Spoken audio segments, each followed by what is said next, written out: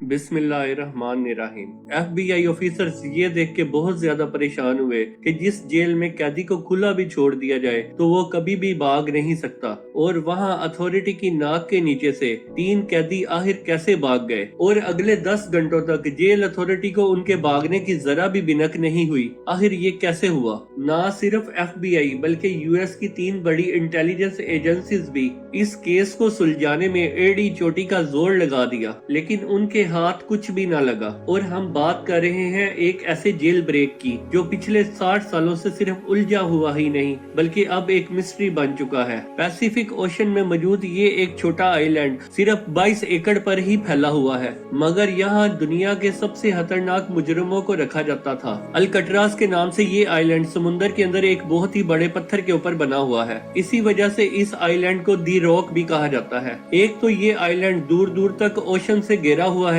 दूसरा इसके गिर्द 15 फुट ऊंची फेंस भी खड़ी की गई है। जेल सार्जेंट की 24/7 मॉनिटरिंग के साथ साथ, क्योंकि ये पैसिफिक ओशन की ओपनिंग में मौजूद है, तेज हवाएं और ऊंची लहरें इस आइलैंड को हमेशा घेरे रखती हैं। और इन सब खूबियों की वजह से इसे 1934 को फेडरल प्रिजन डिक्लेयर कर दिया गया, जहां हद से ज्यादा सिक्योरिटी दी जाती थी। इन शॉर्ट, यहाँ कोई एक बार आ गया तो खुद से यहाँ से निकलना कभी भी मुमकिन नहीं हो सकता था। इस जेल को इनएस्केपेबल का दर्जा दिया गया था, लेकिन 12 जुलाई 1962 को अल्कट्राज का सारा भरम तब टूटा जब इसमें से 3 कैदी फरार हो गए। इस कहानी के मेन किरदार ये 4 लोग हैं, जिसमें से क्लीरेंस एंगलिन और जॉन एंगलिन आपस में भाई हैं। इनको एक बैंक रॉबरी के केस में यहाँ रखा गया था। इसके बाद ये है फ्रैंक मॉरिस, जो 13 साल की उम्र से जेल को ऑन एंड ऑफ देखता ही रहा। इसको भी अल्कट्राज में बैंक रॉबरी की वजह से रखा गया था। आखिर में ये है एलन वेस्ट, जो पहले भी दूसरी कई जेलों से भागने की कोशिश कर चुका है, और इसी वजह से इसे अल्कट्राज में रखा गया ताकि यहाँ मैक्सिमम सिक्योरिटी होने की वजह से ये दोबारा भाग ना सके। एलन वेस्ट इस जेल में काफी से है, इसलिए उसे इस जेल की कंपाउंड का दूसरे तमाम कैदियों से ज्यादा पता था। अल्कट्राज से भागने का आइडिया सबसे पहले 1960s में एलन वेस्ट ने ही अपने इन साथियों को बताया था। एलन ने जेल के ब्लॉक बी में एक लूप होल तलाश करके रखा हुआ था, जहां से शायद ही भागना मुमकिन था। अब मसला ये था कि ये चारों लंच ब्रेक में मिलते तो थे, लेकिन इनके सेल्स ब्लॉक बी में नहीं थे, और ये चारों कोशिश करते रहे कि इनको ब्लॉक बी में शिफ्ट कर दिया जाए, और खुशकिस्मती से इन्हें ब्लॉक बी में शिफ्ट कर दिया गया, और वो भी एक दूसरे के बराबर में। इनका पहला टारगेट तो पूरा हो चुका था, क्योंकि ये चारों कैदी ब्लॉक बी में एक दूसरे के साथ शिफ्ट हो चुके थे, और अगले 2 सालों तक चारों कैदी ये आपस में क्या खिचड़ी पकाते रहे, किसी के कानों कान भी खबर नहीं लगी। 12 जुलाई 1962 को जेल स्टाफ तमाम कैदियों को रूटीन के मुताबिक उठाने के लिए सुबह 7 बजे निकले, और असेंबली के टाइम जब इन कैदियों की काउंटिंग की गई तो इनमें से 3 कैदी मिसिंग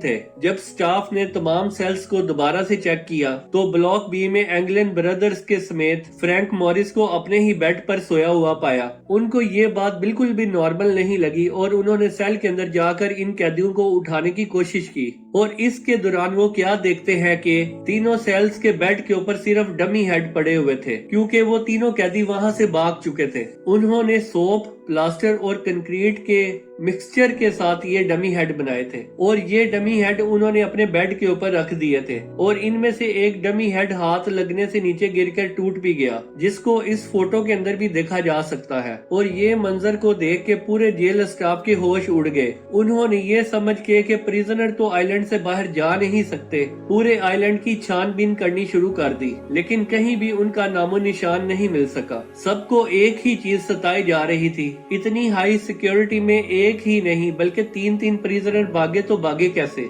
याद रहे कि इन भागने वालों में एलन वेस्ट नहीं था जिसने ये प्लान बनाया था। इन्वेस्टिगेशन टीम को भी बुलाया गया और FBI को भी रिपोर्ट किया गया। इसके बाद ये देखा गया कि तीनों अपने सेल की दीवार के अंदर छोटे वेंट होल को तोड़ के वहां से बाहर निकल गए। हैरानगी तो तब हुई जब दीवार की दूसरी तरफ 3 नहीं बल्कि 4 वेंट होल टूटे हुए थे, क्योंकि ये चौथा होल एलन वेस्ट के सेल का था, जो किसी वजह से अपने सेल के वेंट से निकलने में नाकाम रहा। इसके बाद एलन वेस्ट को अच्छी तरह मालूम हो चुका था कि उसके बचने का अब कोई भी चांस नहीं है, लिहाजा एलन वेस्ट ने इसमें ही अपनी भलाई समझी कि उसने सारा प्लान इन्वेस्टिगेशन टीम को बता दिया और इसी जगह पे एलन वेस्ट ने इतराफ किया कि सारा प्लान भी उसी का ही था। उन्होंने ये डमी हेड तो बनाए थे, लेकिन इन डमी हेड पे लगाए गए बाल उन्होंने जेल में हेयर कट के दौरान ही चुराए थे। चारों सेल्स की बैक वॉल पे एक छोटा वेंट था जिसकी साइज 5 बाय 9.5 इंच थी और एलन को इन सेल्स का लूप होल मालूम था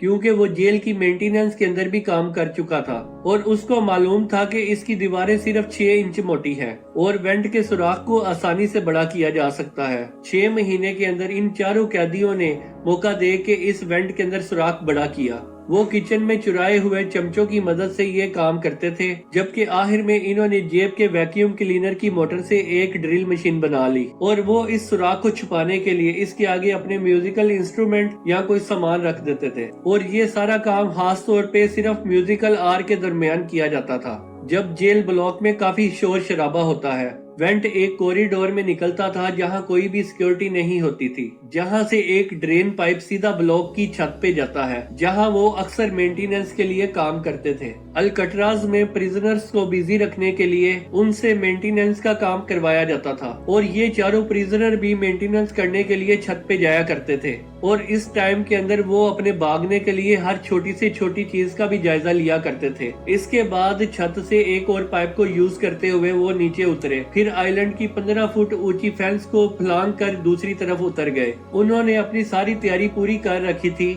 रबर रेनकोट को जोड़कर उन्होंने अपने लिए एक अनफ्लेटेबल राफ्ट भी बना कर रखी हुई थी और ये रेनकोट जेल एडमिनिस्ट्रेशन की तरफ से ही दिए जाते थे, जो कि वो बहाने से इकट्ठे करते रहे और इसी तरह रेनकोट के जरिए ही उन्होंने अपने लिए लाइफ जैकेट की तरह भी कोई चीज बनाई थी, जो कि राफ्ट के काम ना करने की सूरत में उन्हें डूबने से बचाएगी।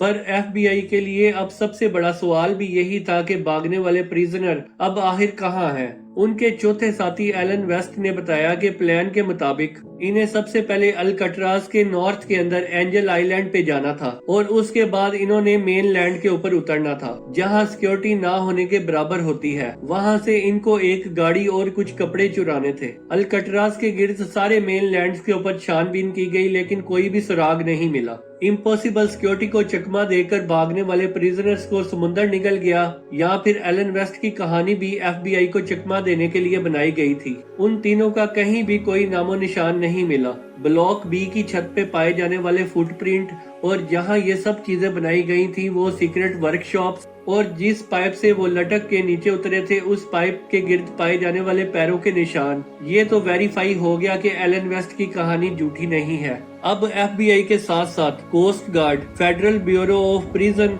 और यूनाइटेड स्टेट मार्शल सर्विस को भी इस केस में शामिल कर दिया गया और इन सब सर्विसेज ने समुद्र के अंदर प्रिजनर्स को ढूंढना शुरू कर दिया और उन्हें सर्च के दौरान ना तो कोई प्रिजनर मिला, ना ही कोई राफ्ट और ना ही कोई लाइफ जैकेट। और इसके बाद अब ये एक पुलिस केस से हटकर एक मिस्ट्री केस बनने जा रहा था। इसके बाद अगले 4 दिनों के अंदर कोस्ट गार्ड्स को एक लकड़ी से बना हुआ पैडल मिला, जो कि माना जाता है कि उसी राफ्ट का ही पार्ट है। और उसके बाद रेनकोट से बने हुए 2 बैग्स भी मिले, जिसके अंदर प्रिजनर्स का पर्सनल सामान यानी कि कुछ फोटोज और कुछ लेटर मिले। और इससे ये अंदाजा लगाया गया कि तीनों प्रिजनर असल में मेन लैंड पर नहीं पहुंचे होंगे, क्योंकि ये आइटम ऐसे हैं जिन्हें कोई भी प्रिजनर आसानी से नहीं छोड़ता। कोई भी डेड बॉडी पानी के सरफेस में 2 दिनों के बाद फ्लोट करने लग जाती है, लेकिन अगले कई महीनों तक इन्वेस्टिगेशन टीम को ना तो कोई बॉडी मिली और ना ही कोई बॉडी पार्ट। और एक थ्योरी ये भी है कि तीनों प्रिजनर्स राफ्ट से नहीं तो तहर के दूसरे किनारे पर पहुंच गए होंगे, क्योंकि 1962 में एस्केप के बाद एफबीआई ने एंगलिन ब्रदर की फैमिली के ऊपर कड़ी नजर रखी। उनके एक भतीजे डेविड ने एफबीआई को बताया कि जॉन और क्लियरेंस के बड़े भाई ने मौत के वक्त अपनी बहनों को ये बताया कि उनके दोनों भाई सही सलामत मौजूद हैं और वो उनके साथ कांटेक्ट में है। और कई फैमिली मेंबर ने एफबीआई को ये भी बताया कि फैमिली में छोटे बड़े दिन पर 2 खवातीन जो कि अजीब से मेकअप के अंदर देखी गई हैं, वो शायद जॉन और क्लियरेंस ही बेस बदल के आए थे, लेकिन इसके बाद वो दोनों खवातीन कभी भी नजर नहीं आई। इसके बाद एस्केप के 15 सालों के बाद एंगलिन ब्रदर के कजन ने दोनों भाइयों को एक क्लब के अंदर देखा और उनकी फोटो भी कैप्चर कर ली और उनकी फैमिली का भी यही मानना है कि ये एंगलिन ब्रदर ही हैं। लेकिन यूएस इन्वेस्टिगेशन सर्विस का ये मानना है कि फोटो में जो शख्स नजर आ रहे हैं उनकी एज एंगलिन ब्रदर से मैच नहीं होती और ये आखिरी बार था जब एंगलिन ब्रदर के जिंदा होने की कोई खबर मिली थी और इसके बाद आज तक इनका कोई भी अता पता ना चल सका और इस वाकये के अगले ही साल अल्कट्राज को बंद कर दिया गया। 1979 में एफबीआई ने भी हिम्मत हार कर इस केस से अपने हाथ उठा लिए और अब सिर्फ यूएस मार्शल सर्विस है जहां ये केस अभी तक खुला हुआ है और ये केस तब तक खुला रहेगा जब तक ये प्रिजनर या तो पकड़े नहीं जाते या फिर उनकी डेड बॉडी नहीं मिलती। And Alcatraz was opened to the public for tours in 1973. अल्कट्राज island को आज एक नेशनल पार्क के अंदर बदल दिया गया है जहां टूरिस्ट ब्लॉक बी की उन्हीं सलाहों को देख सकते हैं जहां 60 साल पहले एंगलिन ब्रदर, फ्रैंक मॉरिस और उनके चौथे साथी एलन वेस्ट कैद हुआ करते थे। उम्मीद है फाजी टीवी की ये वीडियो भी आपको बहुत ही ज्यादा पसंद आएगी और आपके प्यार भरे कमेंट्स का हमें इंतजार रहेगा।